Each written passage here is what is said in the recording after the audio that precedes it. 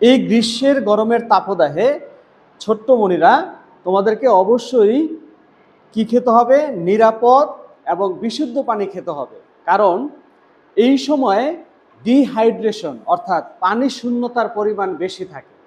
যদি শরীরে পানি শূন্যতা হয় এবং হাইড্রেটের পরিমাণ কমে যায়, তাহলে তোমরা কিন্তু সহজেই অসুস্থ হয়ে যাবে।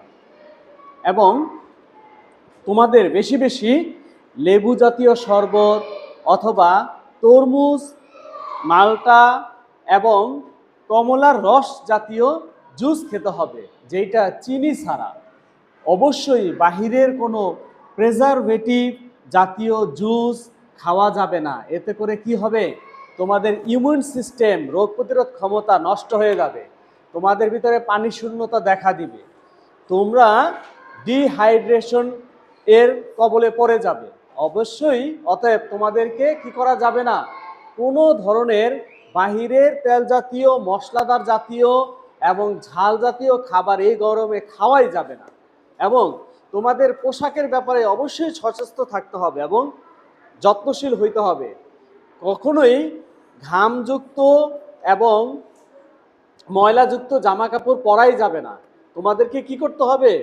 তোমাদেরকে পাতলা, নরম, কোমল 100% কটন কাপড় পরতে হবে, যাতে করে আলো বাতাস শরীরের ভিতরে ঢোকে এবং ঘামের যাতে সৃষ্টি না হয়। এতে করে কি হবে?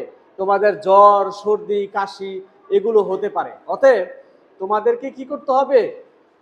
অবশ্যই জ্বর থেকে এবং ঠান্ডা সর্দি থেকে বিরত থাকতে হবে। অতিরিক্ত ঠান্ডা পানি বেশি খাওয়া যাবে না, অতিরিক্ত ঠান্ডা পানিতে গোসল করা যাবে না বারবার। তাতে করে কি হবে? হঠাৎ করে এখন কিন্তু বড়দেরকেও, বয়স্কদেরকেও কি হচ্ছে? জ্বর হচ্ছে, ঠান্ডা হচ্ছে, কাশি হচ্ছে। অতএব এগুলা থেকে তোমাদের বিরত থাকতে হবে। ঠিক আছে মামুনিরা? সবাই বলো জি স্যার। ঠিক আছে মামুনিরা? গুড। অতএব আমাদেরকে স্বাস্থ্য সচেতন হতে হবে। ঠিক আছে? আমি একজন কনসালটেন্ট এবং পরামর্শক হিসেবে, একজন বাবা হিসেবে আমি তোমাদেরকে অবশ্যই সাজেস্ট করি, পরামর্শ দিই, তোমরা এই বিষয়গুলো সবসময় মেনে চলবা। মেনে চলবা তো? সবাই বলো জি। মেনে চলবে তো? গুড। সবাই মেনে চলবে তো?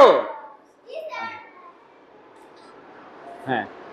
সবাই কি স্বাস্থ্য সুরক্ষা মানবে? গুড।